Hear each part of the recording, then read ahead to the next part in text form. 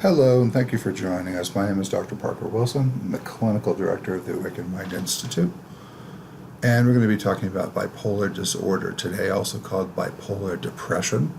We're going to go over the different types. There's types 1 and 2, and we're going to compare and contrast a little bit with a disorder that's often mistaken for bipolar disorder, which is borderline personality disorder.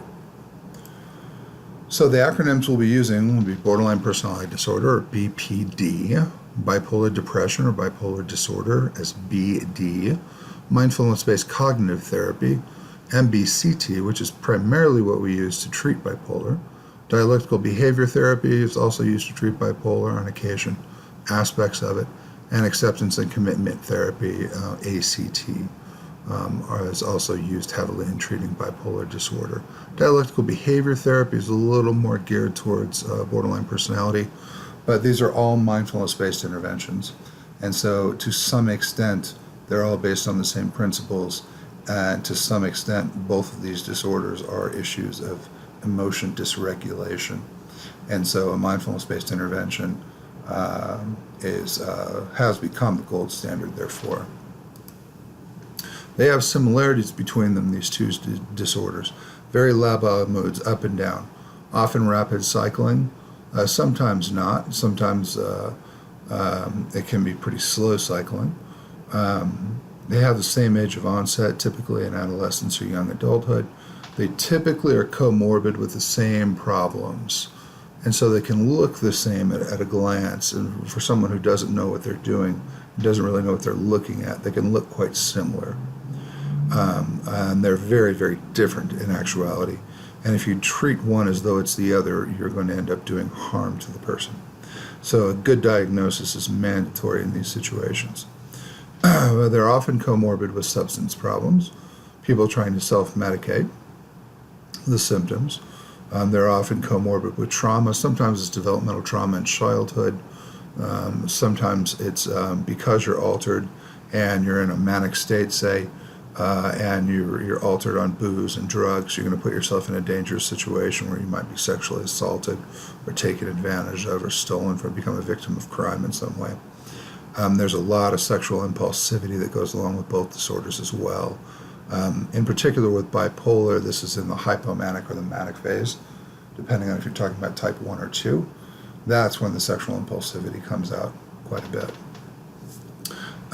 Psychiatric hospitals these days are not designed to diagnose, they're designed to stabilize. And so whatever diagnosis they give you is probably wrong. And you need to come to a private practice, to a psychologist in particular, who knows how to diagnose, who knows the differences between these disorders, who's seen them all up close for thousands of hours and knows exactly what he or she is looking at. It's crucially important. Differences between these disorders. Bipolar is a mood disorder, and that's a very different thing than a personality disorder. Bipolar is also ego dystonic, which means the person with bipolar knows that they have a problem. They know that their emotions are out of whack to some extent, and it shouldn't really be like that. And they know that they have a problem. And so they seek treatment typically, and they comply with treatment, and they cooperate with treatment. And so their outcomes are much, much better and much higher than someone with BPD. Borderline is an ego-syntonic disease, which means it's a disease that tells you you don't have a disease. It feels like the problem is coming from outside of you, and it feels like you're the one who has the correct information. The problem lives outside of you. It's the same thing that happens with alcoholics. The old AA bromide is the last one to know that someone's an alcoholic is the alcoholic themselves. They're just the last person to figure it out. Everybody else already knew. Because that's an example of an ego-syntonic disorder. Same thing with schizophrenia. There are several other ego-syntonic disorders as well. But that means that the good outcome rates for BPD are far lower than for bipolar disorder. Yes, so treatments, dialectical behavior therapy and mindfulness-based cognitive therapy, along with systems theory, along with a lot of family therapy is what we use for BPD. Treatments for bipolar are MBCT and acceptance and commitment therapy. It's not as an intensive intervention because the patient is usually cooperative, is usually compliant, usually knows they have a problem. They don't need as much containment. They don't need as much intense intervention. They don't need as much containment with the family. So whereas borderline might start out with 3 times a week sessions along with 1 family session every week, and we might do that for the first 6 to 9 months just to contain the patient. We don't have to be that intensive about it with bipolar. Depending on how sophisticated the person's understanding is of the disorder and how to work with it, we can start with 1 or 2 sessions a week and kind of scale down from there. And it may only take 9 months to 18 months to complete the therapy, where the patient is at the point that they can control the symptoms and they can work with the disorder without really any intervention at all.